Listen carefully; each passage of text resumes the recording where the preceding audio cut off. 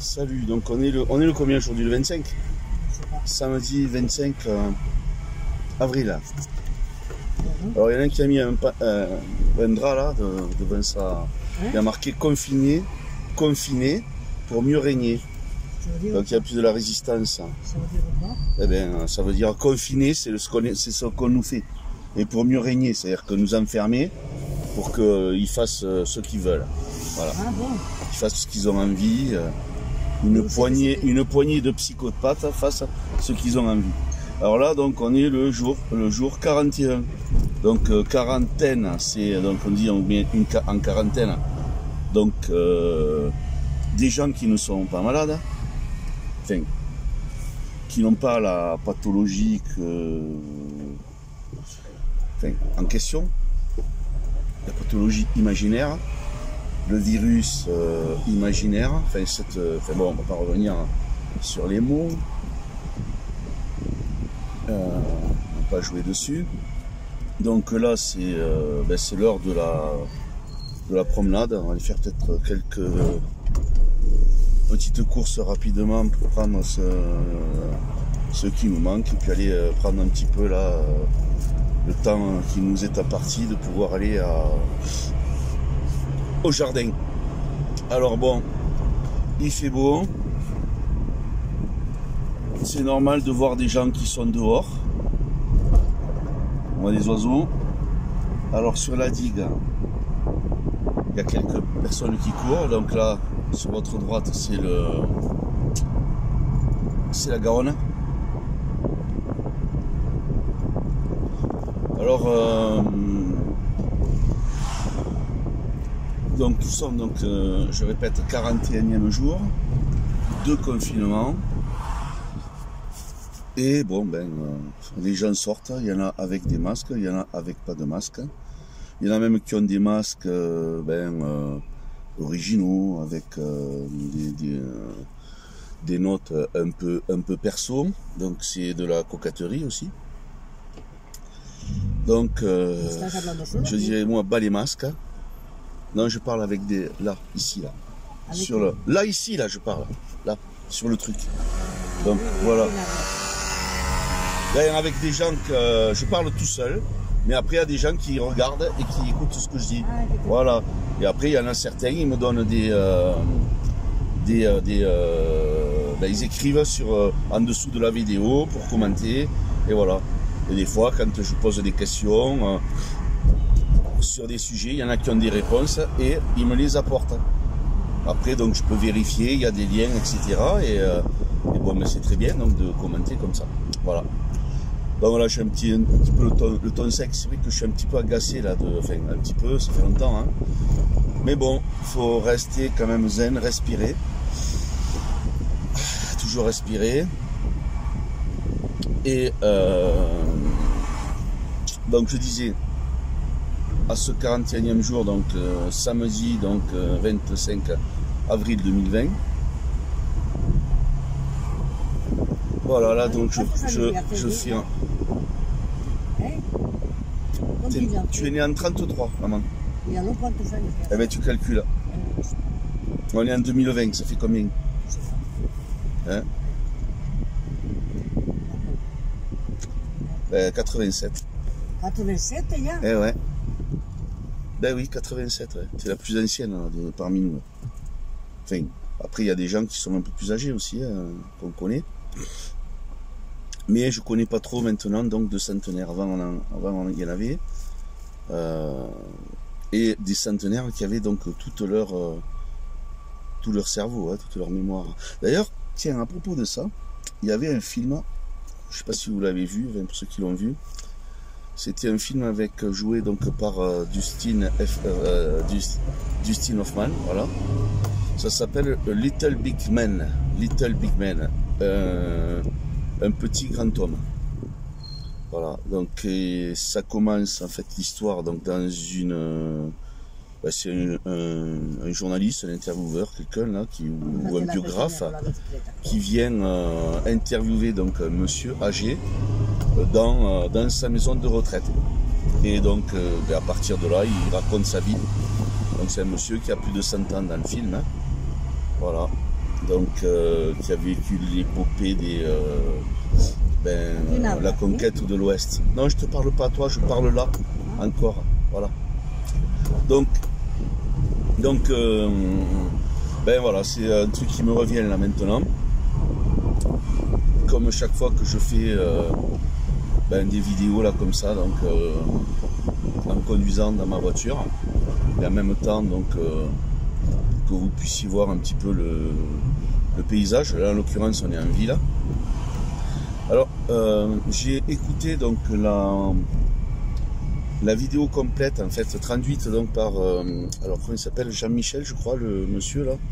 Enfin je me suis abonné donc à sa chaîne. Et David Icke qui explique donc le Covid. Et je ne peux que être d'accord avec lui, hein. De toute façon, bon, David Icke, c'est tout le monde le connaît, donc c'est lui qui parle des reptiliens. Bon après c'est comme tout, hein, lanceur d'alerte. Hein. Et donc à la fin il dit que ce qu'il va faire donc par rapport à ça, que lui il va sortir quand il aura décidé de sortir, dans des endroits donc où il est seul dans la nature, comme il a l'habitude de faire, donc de marcher, et en fait c'est se respecter personnellement, c'est-à-dire que accepter comme on le fait, on n'est pas dans le respect de soi-même, parce que c'est une bande donc de criminels très peu nombreux, hein, des gens très peu nombreux, qui fait très peu nombreux, donc qui font leur loi, ce qu'ils veulent, qui décident si on peut sortir, pas sortir, etc. Donc n'ayons pas peur des mots, disons-le, hein, voilà, qui se le prennent. Donc moi j'ai rien à voir avec ces gens-là. Et mais le problème, c'est que c'est le comportement de tous les gens qui sont qui sont atteints donc par la peur, par cette terreur, et ensuite donc d'accepter sans rien dire, qui ne dit rien consent, et de consentir à ça.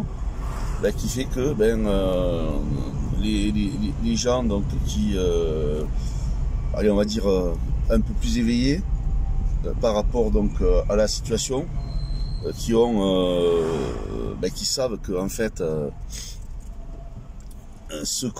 les thèses complotistes qui sont qualifiées de complotistes,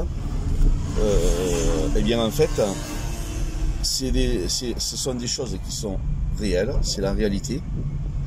Et le mot complotiste, je l'ai dit plusieurs fois, c'est fait pour complotiste, théorie du complot. En fait, c'est fait pour décrédibiliser la vérité au profit donc du mensonge officiel, donc qui est répété et répété. Tiens, voilà, ça c'est des gars qui viennent livrer là en mobilette, et ceux-là on les a vus, ils sont pas confinés, hein. Ils sont toujours en train de bosser sur l'observation. J'avais pas pensé à en parler, et ça me vient maintenant parce que j'en vois un alors que j'en ai vu plusieurs fois. Donc c'est si tu sors, je te découpe, hein. Si tu sors comme ça sans voilà. Et donc les mecs qui sont en scooter, alors c'est quand même remarquable. Alors encore je répète, hein, j'ai pas du tout de raciste, j'ai rien de quoi que ce soit, mais ce sont beaucoup de noirs africains quoi, qui font ce travail, donc des jeunes, hein, donc pour Uber. Il faudrait peut-être qu'on puisse enquêter comment cela se fait-il. Bon, il n'y a pas que, mais c'est Uber Eats et puis un autre il y en a d'autres aussi, donc des sociétés qui font la même chose, donc avec une appli donc sur le smartphone, et les gens qui vont se faire livrer leur pizza, leur repas chez eux. Hein, voilà. Donc c'est